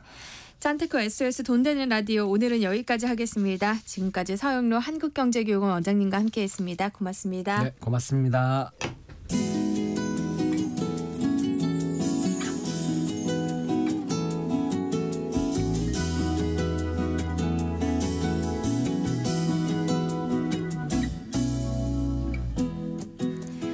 여행은 일상의 소중함을 되새기는 원동력이 되곤 하는데요. 여러분의 일상을 특별하게 만들 여행지 소개하는 시간입니다. 해시태그 주말 안내에서 장주영 매일경제 여행플러스 편집장과 함께합니다. 안녕하세요. 안녕하세요. 요 며칠 온화한 날씨가 이어지고 있다고는 하지만 그래도 아직은 겨울이에요. 저는 겨울에는 되도록이면 움직이지 않았거든요. 귀찮아서. 편집장님은 어떠세요? 뭐 사실 겨울 저 거의 비슷한 것 같은데 저도 가장 선호하는 게 방바닥에 배 쫙 깔고 뒹굴뒹굴하는 네. 그런 걸 가장 좋아합니다. 근데 거기에 몇 가지 좀 추가를 하면 진짜 제맛인데요. 이거 제가 오늘 방송 오면서 좀 생각해 본 건데 네. 노랑이 삼총사. 노랑이 삼총사요? 네. 뭐예요? 누런 고구마 그리고 새콤달콤한 샛노란 귤. 네. 거기에 은은한 향기가 아주 제격인 노란 유자차나 모가차. 이렇게 이 삼총사 있으면 뒹굴뒹굴하는 맛이 거의 막 2배, 10배 이렇게 생기겠죠. 설 연휴에 그 삼총사와 함께 뒹굴뒹굴하면 행복해질 것 같네요. 상상만 해도. 가능하실까요? 네, 그래도 우리는 주말 안내서를 소개해드려야 합니다. 요즘 같은 때 어딜 가면 좋을까요? 추운 날 좀 전에도 뒹굴뒹굴 말씀드렸는데 네. 이 뒹굴뒹굴이 사실 요즘엔 좀 많이 없어질 수밖에 없는 게 대부분이 공동주택, 아파트 사시잖아요. 그러다 보니까 아랫목 개념이 좀 사라져서 맞아요. 그렇잖아요. 예전에 뭐 할머니 댁이나 뭐 이럴 때 가면 뜨끈뜨끈한 아랫목에 막 이렇게 뒹굴뒹굴하는 그 느낌이 네. 아주 좋았는데 이제는 그런 게 드물어서 그래서 그런 좀 치명적인 느낌. 예, 한번 딱 그 방바닥에 몸을 붙이면 떨어지지 않고 싶어하는 그 느낌을 전달해 드리고자 오늘 아랫목 쪽 얘기를 좀 해보려고 합니다. 뜨끈한 아랫목이 있는 곳 어딘가요? 설마 뭐 찜질방 이런 거 아니죠? 그 요새 어저께 그 우리말 겨루기 거기서 네. 정답입니다 뭐라고 그거까지는 거의 비슷했어요. 비슷했는데 네. 이 찜질방 가면 사실 네. 정말 뜨끈뜨끈하니까 좀 전에 말씀드린 그 아랫목 효과를 좀 느끼실 순 있지만 맞아요. 그래도 진짜 아랫목을 느끼려면 한옥 가야죠. 한옥. 요새 또 한옥에 하룻밤 묵을 수 있는 스테이가 많습니다. 그래서 오늘 한옥 스테이 쪽으로 한번 알려드리려고 합니다. 한옥의 아랫목을 체험할 수 있는 곳이라고 하니까 기대되는데요. 이 한옥 스테이가 서울 주변에도 좀 많이 생기고 있지만 전국적으로도 좀 이렇게 지어지고 있거든요. 네. 그러다 보니까 원래 있던 한옥을 재건축해서 만드는 것도 좋지만 근데 새롭게 만드는 것도 좀 흥미롭게 옛날 방식으로 어떻게 지었을까 이런 흥미를 가지면서도 접근할 수 있습니다. 그래서 오늘 제가 가볼 곳 이 충청도인데요. 지금 혹시 고향이 충청도이시거나 아니면 혹시 논산이신 분들은 아주 적극적으로 좋아요나 네. 문자 남겨주시면 저장하셔야 감사하시고 좋을 것 같고 자 백제 문화권이잖아요 충청도가 네. 그중에서도 그 충남의 젖줄인 금강을 따라서 있는 논산이란 도시 이제 그곳에 가면 흔히 사람들이 논산훈련소 먼저 떠올리게 되는데 이 논산훈련소 말고도 볼거리가 있습니다. 바로 명제고택인데요. 이 명제고택은 조선의 대학자 중에 한 명인 그 명제 윤증의 집입니다. 이 사대부 자재겠죠 아무래도. 혹시 흔히 그 사대부 집 한옥집 생각하면 아주 으리으리한 소슬대문 떠올리게 되는데 네. 이 집은 그렇지가 않아요. 소슬대문 자체가 없고 심지어 담벼락도 없습니다. 그냥 멀리서 보면 큰 기와집 정도로 보이는 그런 곳인데 여기를 좀 안에 들어가야지 이 명제고택의 참 모습을 볼 수 있습니다. 그러니까 사대부 집이라고는 하지만 지금까지 얘기만 들으면 흔한 한옥 느낌이에요. 네. 근데 진짜 모습은 대문 안에서부터 시작된다는 말씀이신 거죠? 맞습니다. 이 명제고택이 지어진 게 1709년입니다. 그러니까 지금으로부터 한 300년 전인데 일단 문을 열고 딱 들어가면 안채, 사랑채, 그리고 곡식이나 도구 등을 보관하는 광채 이런 것들이 보이거든요. 몇 걸음도 옮기면 고택 뒤로 좀 들어가면 거기가 진짜 모습인데 제가 조금 이따가 더 자세히 설명을 드릴 건데요. 네. 왜 어렸을 때 블럭 맞추기 해보신 기억 있을 거예요. 꼭 기역자 모양 블럭 꼭 있잖아요. 그 기역자 모양의 연못이 굉장히 인상적이고 또 그 연못을 뒤로 수백 개의 항아리가 딱 열과 오를 맞춰서 쫙 펼쳐져 있습니다. 네. 이 모습 보면 또 굉장히 운치가 있는데 특히 요즘 같은 겨울에 하얀 논이 수북히 쌓인 그 모습을 보면 뭐 정말 아름답죠. 네. 네. 지켜보고 있으면 시간이 멈춘 것 같은 느낌이 들 것도 같은데요. 그런데 명제 고택을 찬찬히 살펴봐야 할 이유가 또 있다면서요. 네, 이 방송 듣고 계신 분들 잘 기억해 두시면 좋을 것 같아요. 특히 가족 본인이 어머니나 아버지 이제 가족 여행을 준비하고 계신 분들은 잘 기억해 두시면 우와 우리 엄마 아빠 멋져요 이런 얘기 들을 수 있습니다. 자, 명제고택의 진가를 알려면 우리 선조의 슬기로움을 깨달을 수 있는 곳을 또 찾아가야 합니다. 그게 바로 명제고택의 안채, 광채 그리고 사랑채와 사당채의 구성을 잘 보셔야 하는데 네. 이 사랑 순서가 그래요. 사랑채 뒤에 안채와 광채 그리고 안채 동쪽 그러니까 오른쪽으로 사당이 자리합니다. 그 이해하기 쉽게 계단으로 설명하면 네. 이 3단 구조라고 생각하시면 돼요. 그렇죠. 네. 그 고택에 들어서자마자 제일 먼저 마주하는 게 사랑채인데요. 이 앞면에는 4칸 그리고 옆면으로 2칸이 있는 그런 규모입니다. 그 안채와 다르게 담이 없는 개방형 구조인데요. 정면에서 보면 정중앙에 있는 게 사랑방 그리고 오른쪽이 대청마루 왼쪽이 누마루입니다. 자, 여기서 제가 중요한 그 꿀 정보 하나 드립니다. 네. 자, 우리 선조들은 한옥을 지을 때 창을 굉장히 중요하게 여겼다고 해요. 그 창을 중요하게 네. 여겼습니다. 그 창을 열었을 때 보이는 풍경에 굉장히 좀 가치를 많이 둔 건데 봄에는 꽃이죠. 여름에는 짹짹짹 새 그리고 가을에는 단풍 겨울에는 눈이 되겠죠. 네. 그런 풍경 다 달라지는 풍경을 창 너머로 계속 시시각각 다른 것을 볼 수 있다라는 것 때문에 이것을 하나의 말로 또 만드셨어요. 차경이란 말을 만드셨는데요. 이거를 직역하면 경치를 빌리다라는 뜻입니다. 정말 운치 있는 얘기죠. 네. 그 경치를 빌린다는 차경이라는 말이 참 멋지네요. 네네. 명제고택의 매력 좀 더 살펴볼까요?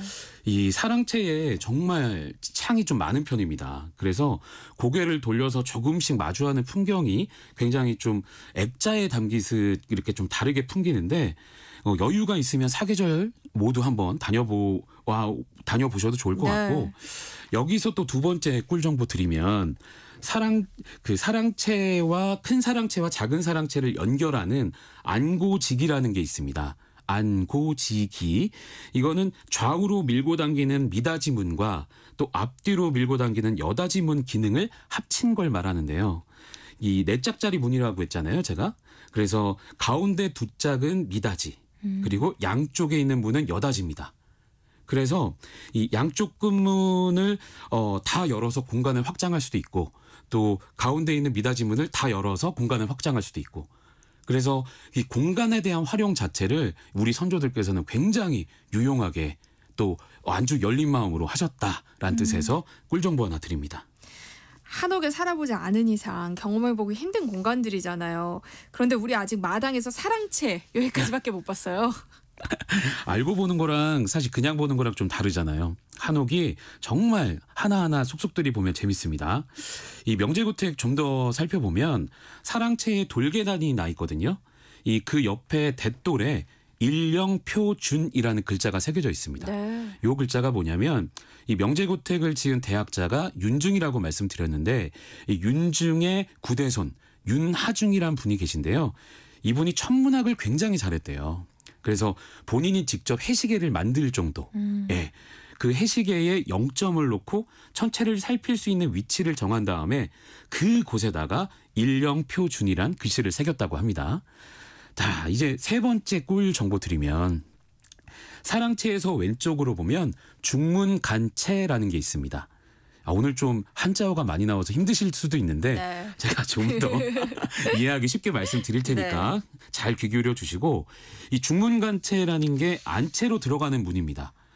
흔히 대문을 활짝 여는 걸 상상해 보세요. 그러면 안에가 확 펼쳐지게 잘 보이잖아요. 그런데 이 활 잘 보이면 혹시라도 누군가가 옷깃을 살짝 들어 올린다거나 아니 뭐 그런 게 좀 창피하거나 부끄러울 수 있잖아요. 그런 걸 방지하기 위해서 내외 벽이라는 것을 중간에 설치해 놨습니다. 그래서 흔히 내외하다란 말 있잖아요. 그 뜻의 내외 벽인데요. 그 대신에 그 벽 아래에 틈을 좀 두었어요. 그래서 중간에 벽이 있는 거죠. 그래서 마루에 앉아 있거나 그 방에 앉아 있으면 그 아래 틈을 통해서 누가 오고 가는 사람의 신발이 보이는 겁니다. 그래서 신발을 보고서 우리 집 사람이구나 아니면 나랑 친한 사람이구나 아니구나를 알 수 있는 그런 안주인에 대한 배려를 이 내외 벽을 통해서 만들어 놓은 겁니다. 문 하나를 만드는 데에도 그런 배려가 녹아있다니까 참 흥미롭네요. 네, 명제고택에서 하룻밤 보내면 정말 특별한 느낌이 들 것 같아요. 맞습니다. 제가 처음에 한옥스테이가 있다고 말씀드렸는데 여기가 사랑채와 안채 등을 지금 한옥스테이로 운영하고 있어요. 그래서 여기가 계속 종손이 계속 살고 계시거든요. 그래서 종손이랑 직접 대화도 나눌 수 있고 또 종가 음식 만들기나 고택에서 작은 음악회 등도 누릴 수가 있습니다. 아니면 뭐 달해라든가 천연 염색 등 프로그램은 시기별로 좀 다양하게 펼쳐지거든요. 또 단순히 그냥 고택을 관람할 수도 있는데요.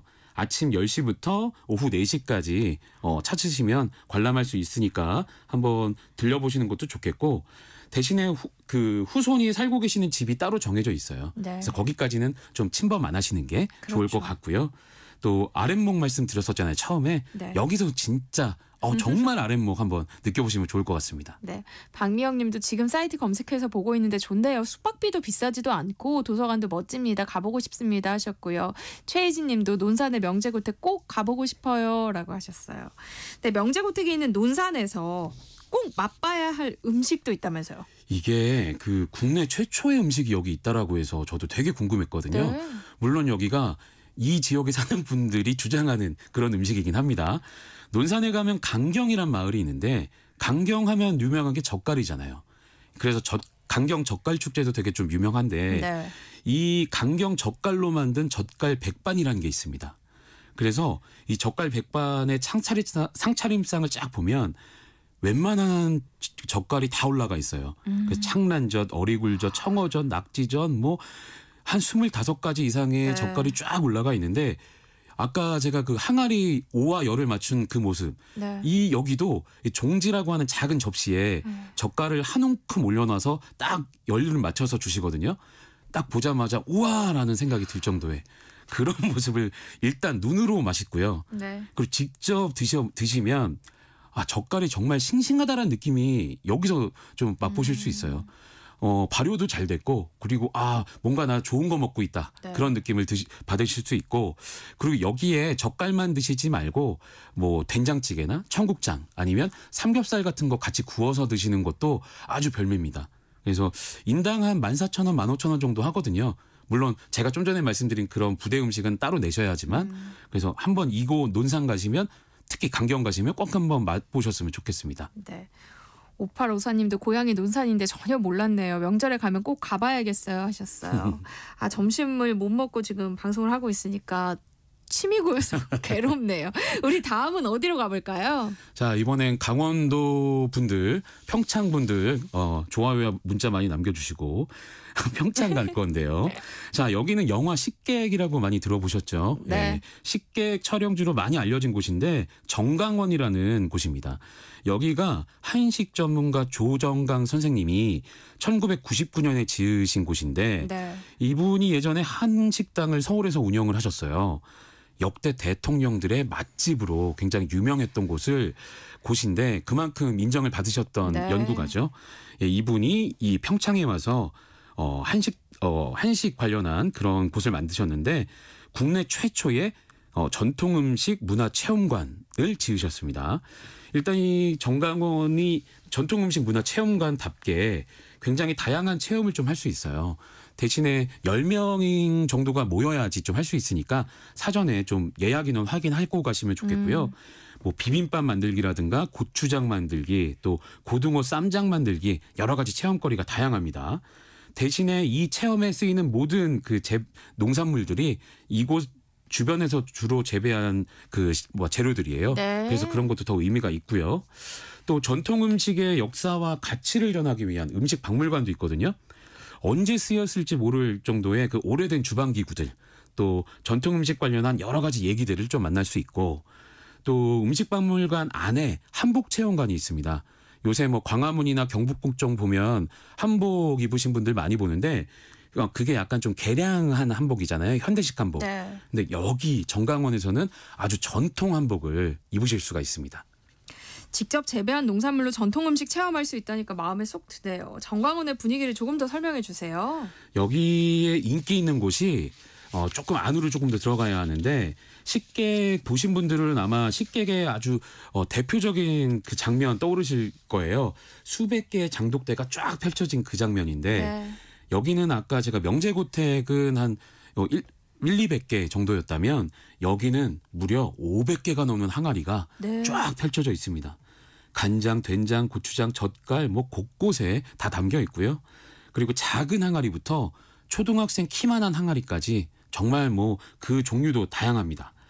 그리고 여기는 실제로 정말 많이 담궈놔서 그런지 그곳까지 가기 전부터 코를 간지러요. 구수한 냄새가.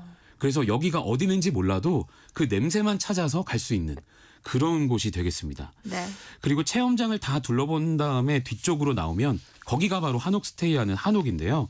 디귿자 구조로 돼 있어요. 그래서 본채, 별채랑 해서 한 12채 정도의 방으로 이루어진 전통 한옥입니다. 이 다른 곳보다 약간 높은 곳에 자리해서 그곳에서 바라보는 주변 풍경이 되게 아름다워요. 그리고 전 객실이 온돌방인데 대신에 라텍스 소재의 매트리스가 깔려 있습니다.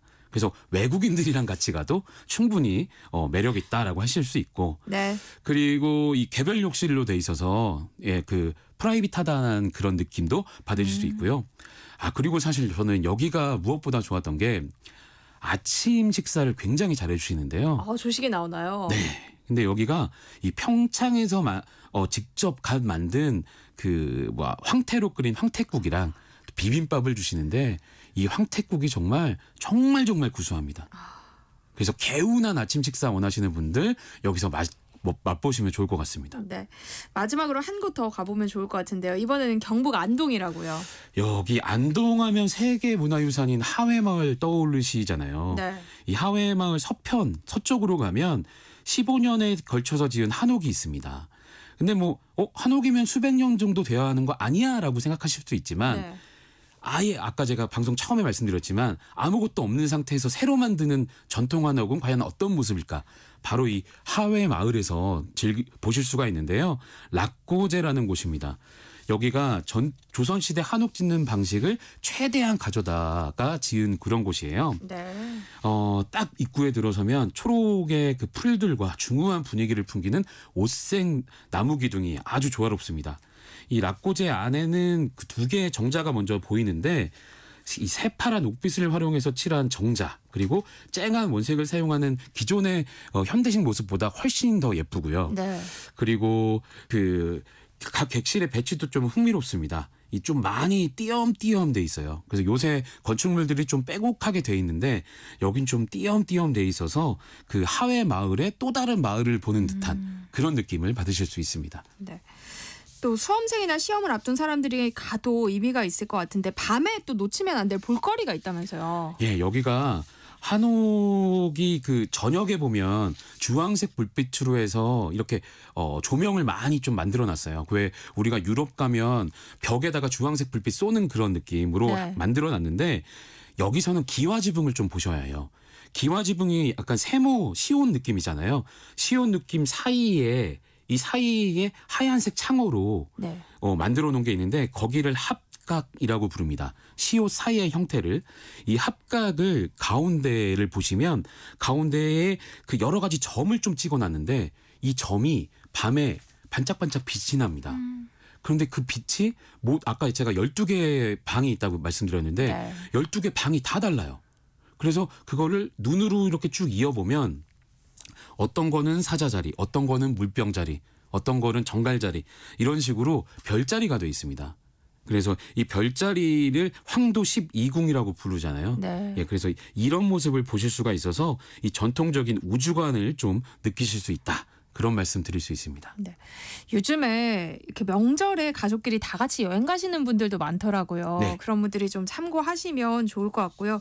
지금은 좀 늦었을 것 같긴 한데 아니면 다음 추석이나 내년 설에 예약해서 가보시면 좋을 것 같습니다. 해시태그 주말 안내서 겨울철 마음을 따뜻하게 해줄 한옥스테이 함께 살펴봤습니다. 장주영 매일경제 여행플러스 편집장님과 함께했습니다. 고맙습니다. 고맙습니다. 세상의 모든 정보 여기서 마무리할게요. 모바일 쿠폰 당첨자는요. 홈페이지 공지사항에서 확인하실 수 있습니다. 끝으로 프렐류드와 전영란, 명창의 풍년과 함께 들으시고요. 저는 내일 다시 찾아뵐게요. 지금까지 아나운서 전주리였습니다.